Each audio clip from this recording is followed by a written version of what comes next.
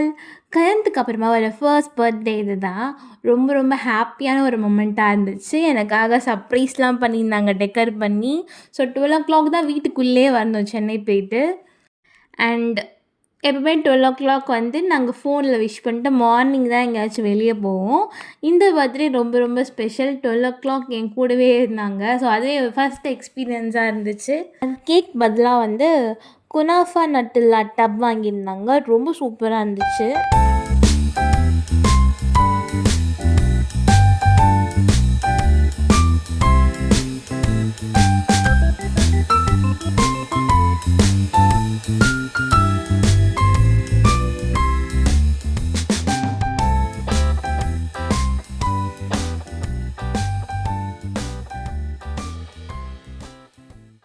And morning வந்து first டைமாக நான் get ready with me video பண்ணேன். ரொம்ப நாளாக பண்ணணும்னு ட்ரை பண்ணுவேன். பட் இந்த வாட்டி கண்டிப்பாக பண்ணியே ஆகணும்னு பண்ணியாச்சு. இந்த அவுட்ஃபிட் பார்த்திங்கன்னா அமேசானில் பர்ச்சேஸ் பண்ணது.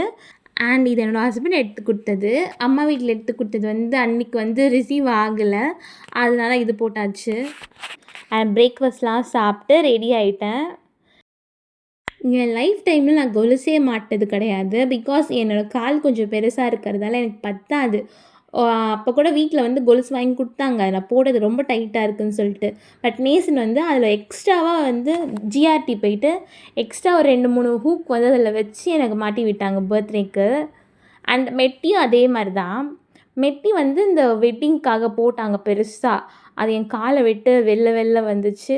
ஸோ அதனால் இந்த பர்த்டேக்கு வந்து மெட்டியும் வாங்கி கொடுத்தாங்க.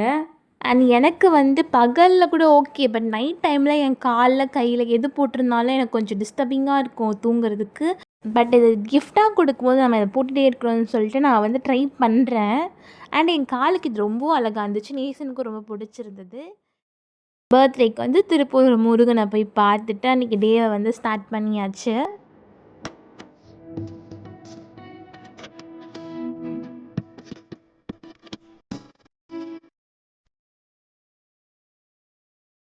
பர்த்டே அன்றைக்கி வந்து செம்ம வெயில். ஜூன் மாதம் ஆல்ரெடி வெயிலாக இருக்கும். பர்த்டே அன்றைக்கி செம்ம வெயில்.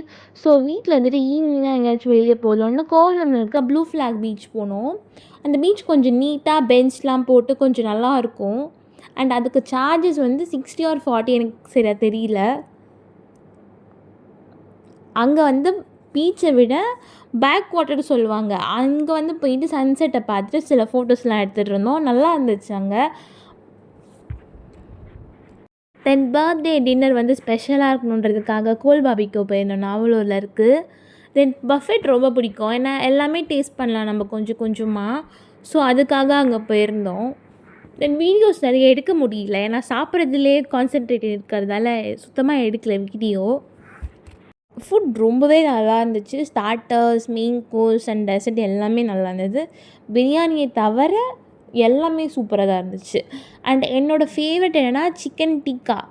2-3 வாட்டி கேட்டு சாப்பிட்டேன். அதுவே ரொம்ப நல்லா இருந்துச்சு.